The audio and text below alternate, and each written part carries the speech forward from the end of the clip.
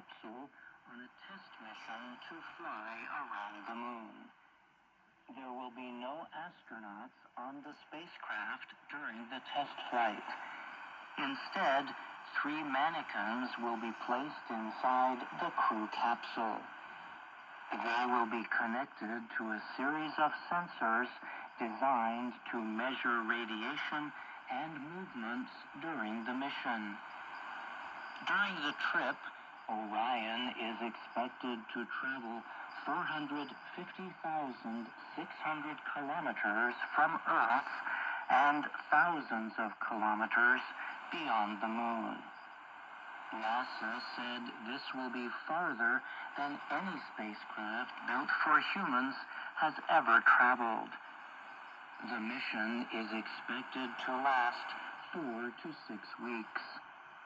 The Associated Press reported NASA officials also discovered communication problems late Sunday involving the Orion spacecraft.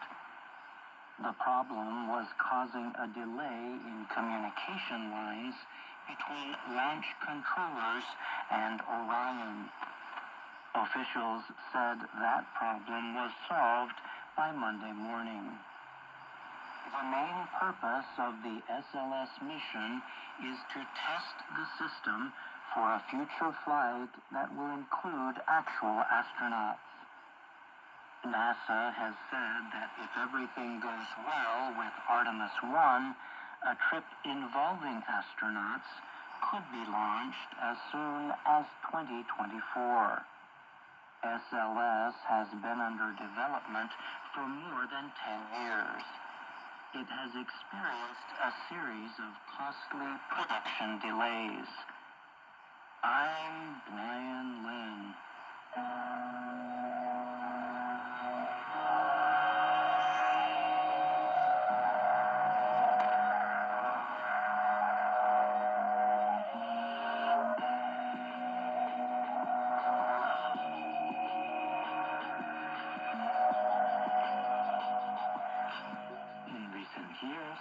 Palestinians have taken up bird trapping, or more specifically, parakeet trapping. The hunters make money by selling the birds as pets. The business is a rare source of income in Gaza, which has been under an Israeli-Egyptian blockade since the Hamas group took power 15 years ago.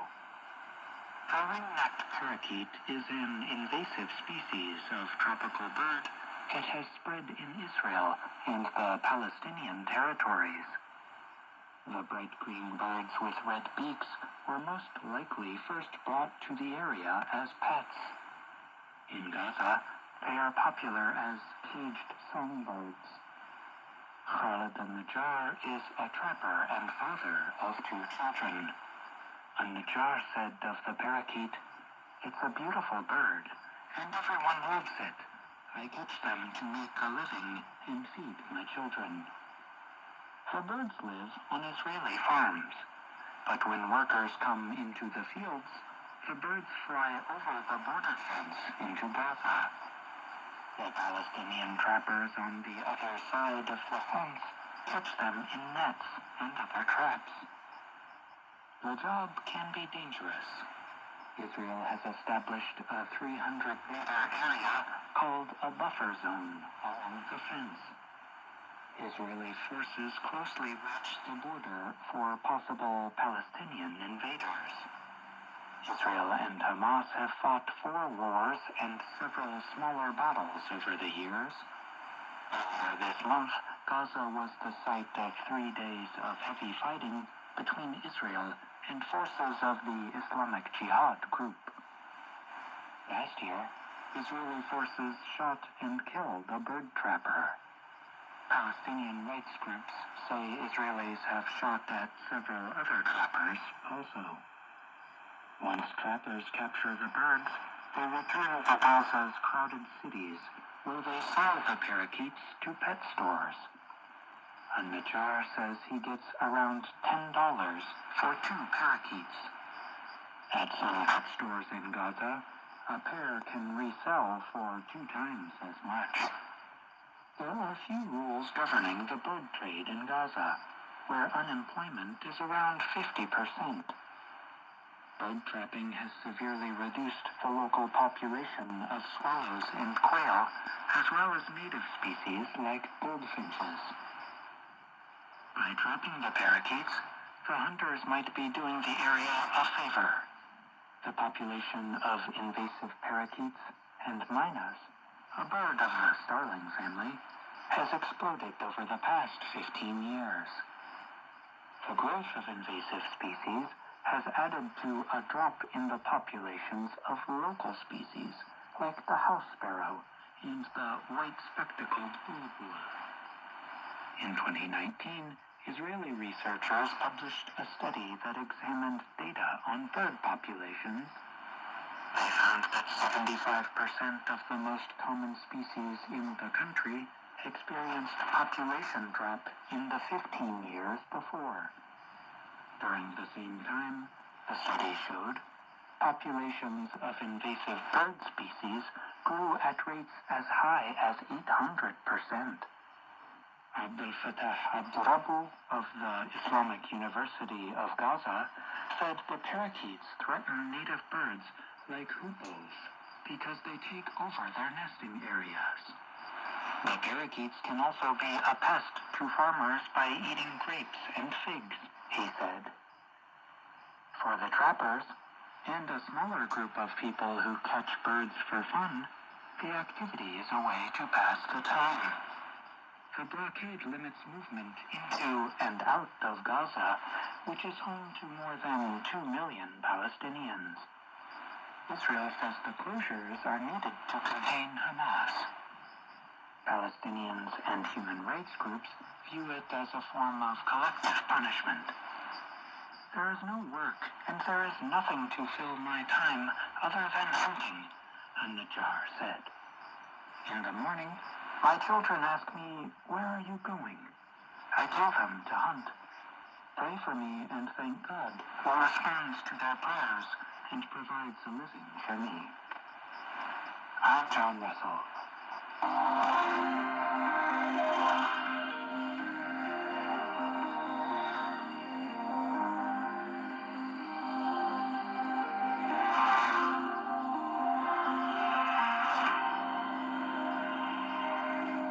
Researchers at the University of Michigan are studying the ability of people with autism spectrum disorder to notice road hazards.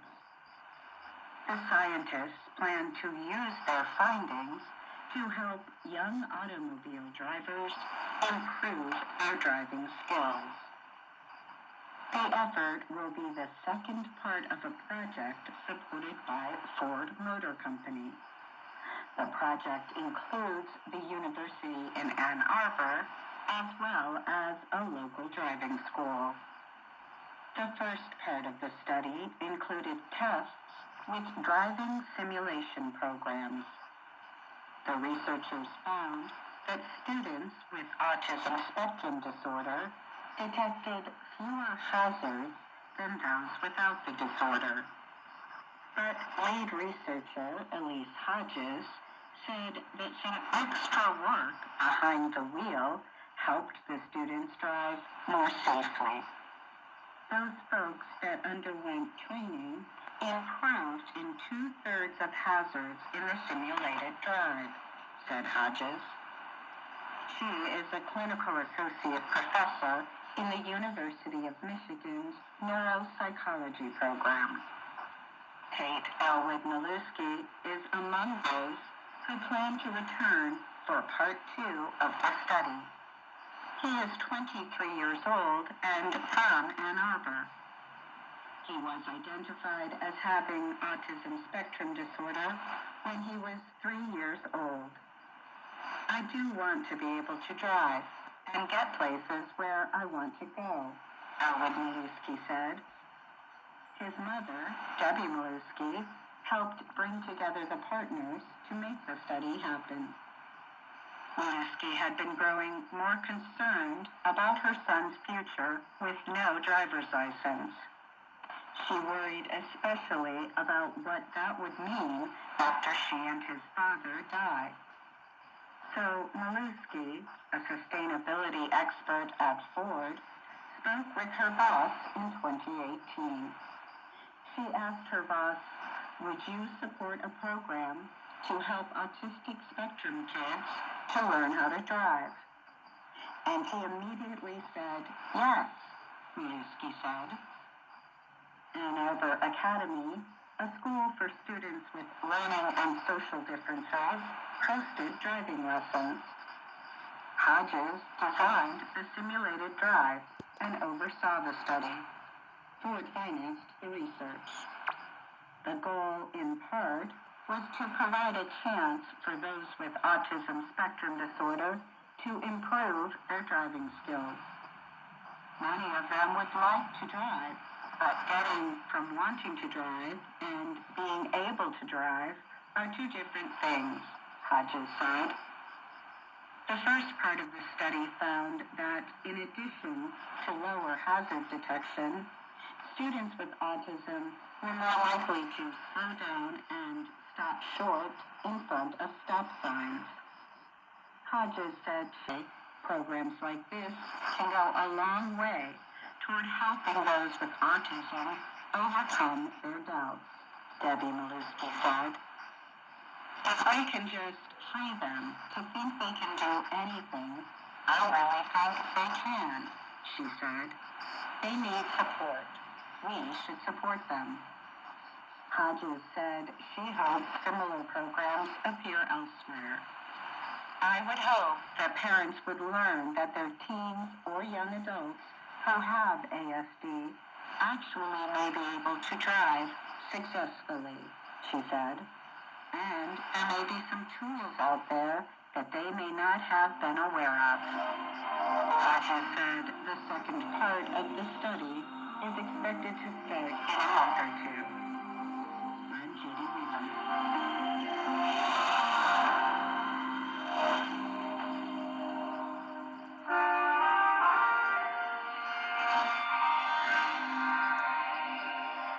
VOA Living English presents America's Presidents. Today we are talking about Jimmy Carter. His given name was James, but he liked to be called Jimmy. Carter was elected president in 1976. Until he campaigned for the office, few Americans knew who he was. But Carter said his lack of experience with the federal government made him the best candidate. After witnessing years of problems in the White House, many voters appeared to agree with him. However, Carter's inexperience also became a problem. Some of the issues he faced were complex, and, at times, they seemed overwhelming. After only one term, Carter failed to get reelected. But in time, his public image improved.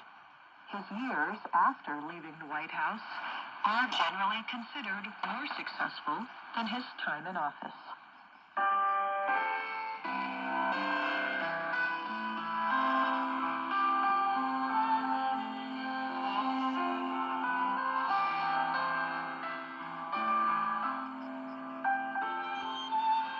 Jimmy Carter was born in the southern state of Georgia. He was the oldest of 4 children. His father was a businessman. His mother was a nurse. The family owned a store, as well as a peanut farm and warehouse. Although the businesses did well, Jimmy Carter grew up very modestly. His family's house did not have electricity or running water. But he was hardworking and wanted to be successful. As a boy, he saved enough money to buy 4 houses. He earned more money by renting them to other people. He also decided to attend college at the United States Naval Academy, and in time, he did so. Carter was an excellent student, and he became a fine naval officer. As a midshipman, Carter worked on one of the country's first nuclear submarines. He later taught nuclear engineering to other crew members. But Carter's promising career in the Navy ended after only 7 years. His father was dying, and the family farm was in trouble. Carter, his wife, Rosalind, and their 3 sons decided to return to Georgia and try to save it. The first years back on the farm were difficult, but in time, the business became successful again. Carter began to turn his attention to other issues. He became involved in his church, local school, hospitals, and libraries.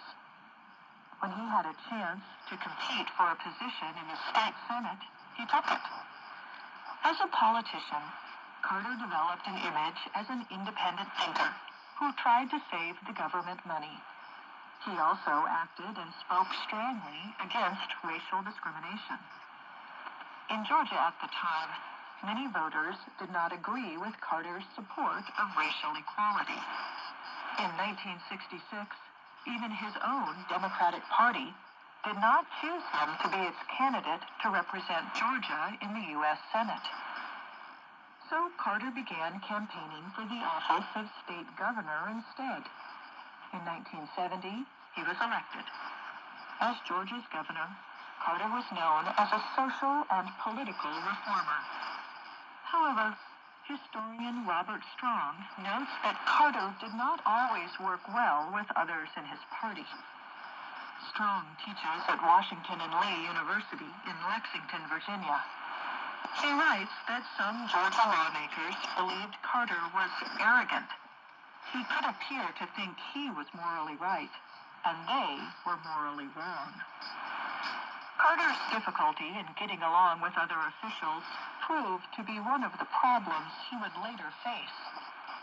But in the presidential election of 1976, many Americans seemed to like this quality.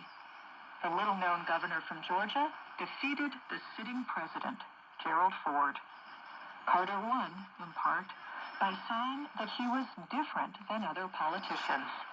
He was, he said, a Washington outsider. Then suddenly, Carter was the biggest insider of all, the American president.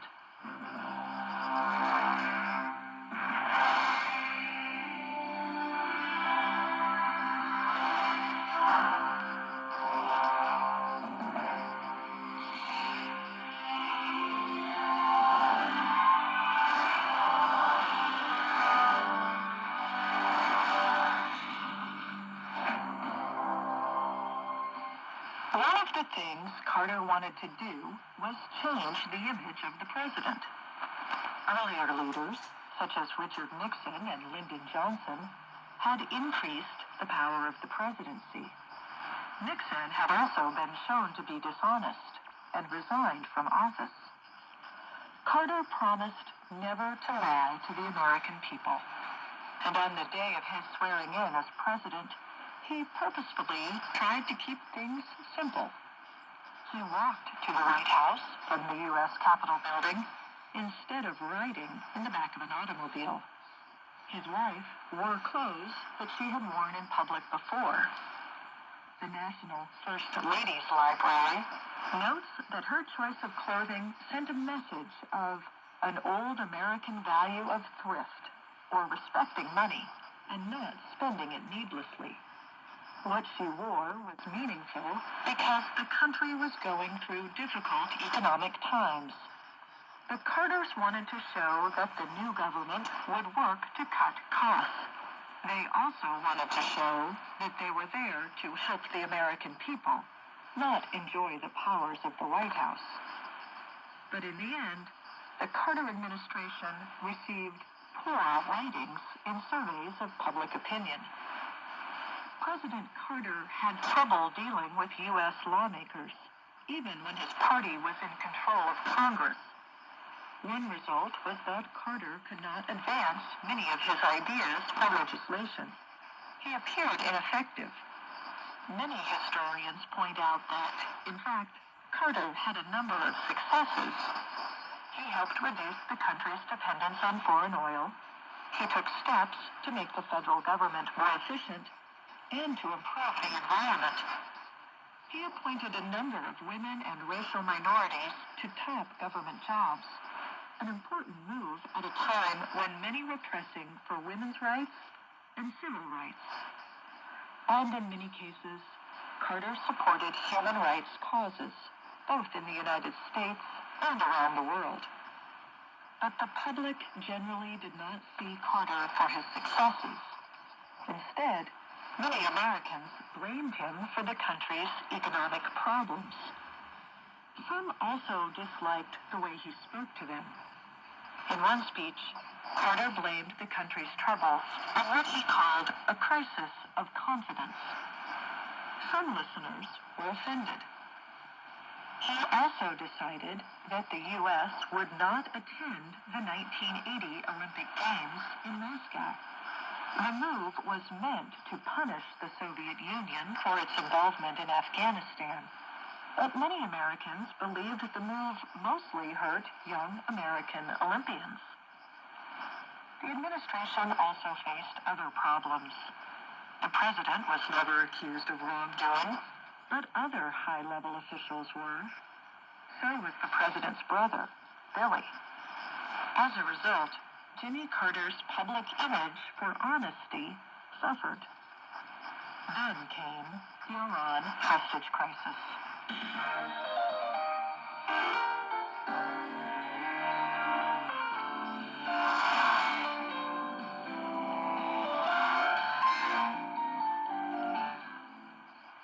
The conflict between the United States and Iran had a long history. One part involved the Shah of Iran.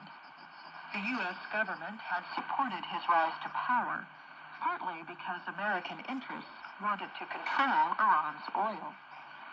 But the Shah severely abused his power. Many Iranians resisted. Some wanted a leader who would more closely obey Islamic teachings. In 1979, under pressure from those Iranians and others, the Shah fled the country.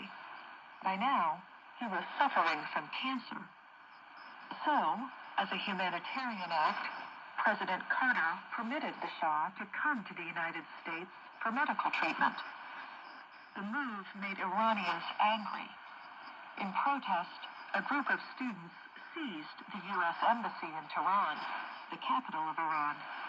They took 90 people, including 66 Americans, hostage. Carter worked hard to get the hostages released. He tried diplomatic negotiations and economic restrictions, but his efforts did not work. Finally, he tried a secret military operation. He sent 8 helicopters and a team of special forces to enter the embassy and rescue the hostages. But that operation failed too. The weather was bad. 3 of the helicopters crashed. 8 Americans were killed. And the public's approval of Jimmy Carter dropped even more. After 444 days, the remaining hostages were released. In exchange, the U.S. government agreed to end some of its economic sanctions against Iran and promised not to interfere in the country's affairs. None of the hostages had been seriously hurt. But the crisis was the final blow to Carter's presidency. A few months before they were released, his effort to seek re-election failed.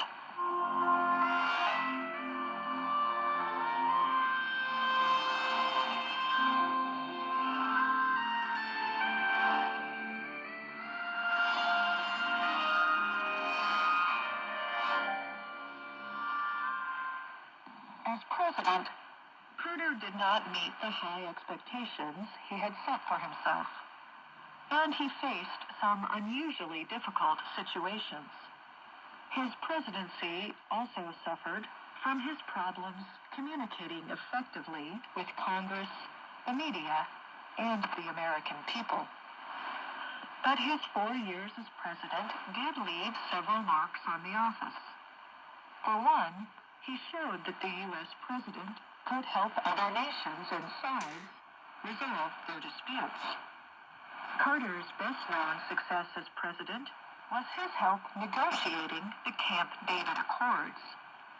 The Accords were a peace agreement between Egypt and Israel.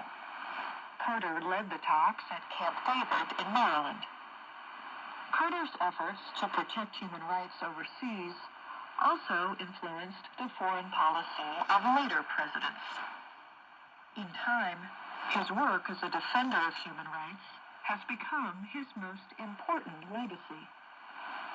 Several years after leaving the presidency, he founded the Carter Presidential Center at Emory University in Atlanta, Georgia. The center seeks to prevent and resolve conflicts, enhance freedom and democracy, and improve health. In addition to his work there, Carter has helped build houses for people who need them, written books, and negotiated with world leaders to take steps toward peace. In 2002, Carter received the Nobel Peace Prize for his efforts.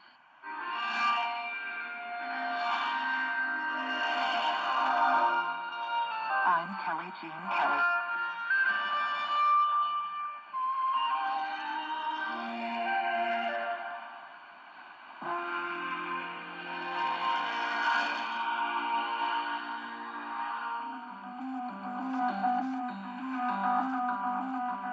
That's our program for today.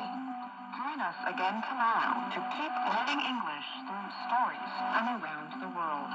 I'm Ashley Thompson. And I'm Dan Nova.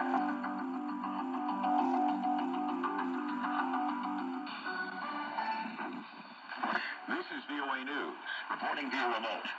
I'm Jeff Custer. Ukraine's presidential office reported Tuesday Ukrainian forces have destroyed all large bridges across the Dnipro River, vital to supplying Russian troops as the Ukrainian counteroffensive in the southern part of the country continues.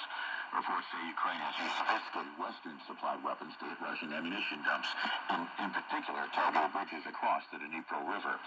Russia Tuesday acknowledged the offensive, but insisted it had failed and said Ukraine suffered heavy casualties. U.S. Defense Department officials speaking on background late Monday confirmed the offensive near the Kherson region. They said they had few details but would know more in the next day. However, Russian morale is bad. Russian reinforcements have been repositioned from the south or east in anticipation of the Ukrainian offensive.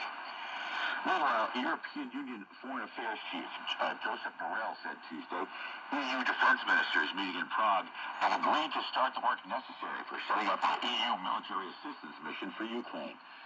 Speaking to reporters following the meeting, Borrell was short on specifics for the plan, but said there are several plans in the works.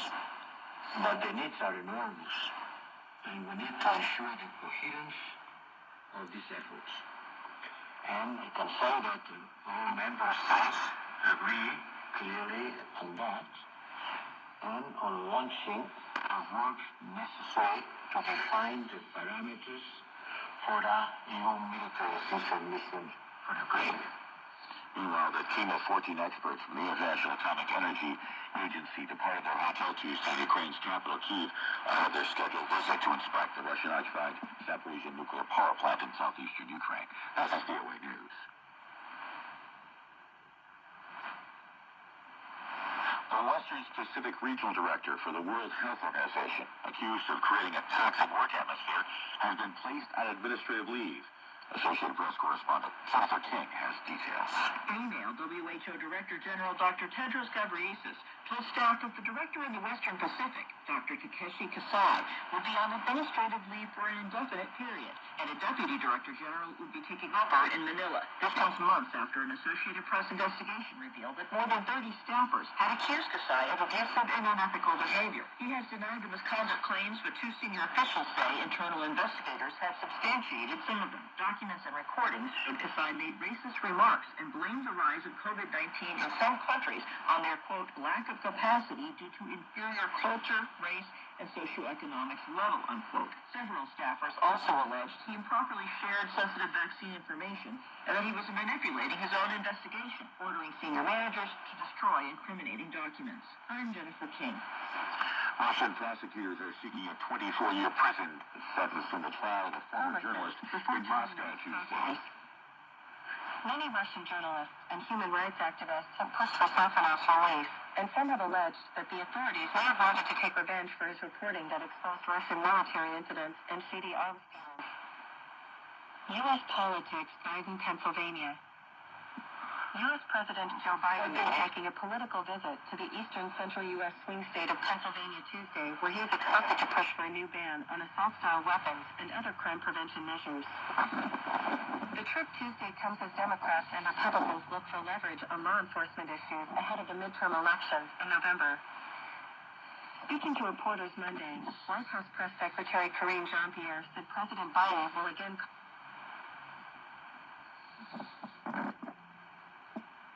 Forgive me.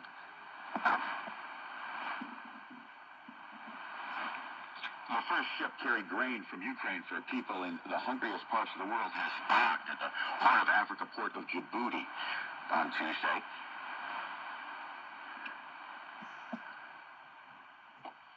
Carrying grain from Ukraine for the hungriest parts of the world. And in East Africa, which has been badly affected by deadly drought and conflict, food security experts call it a drop in the bucket for the vast needs in Somalia, Kenya, and Ethiopia, the nation where the first shipment is going. Repeating this hour's top news story, Ukraine's presidential office reported Tuesday Ukrainian forces have destroyed all large bridges across the Dnieper River that are vital to supplying Russian troops as the Ukrainian counteroffensive continues. Reporting via remote, I'm Jeff Custer. This is Federal News.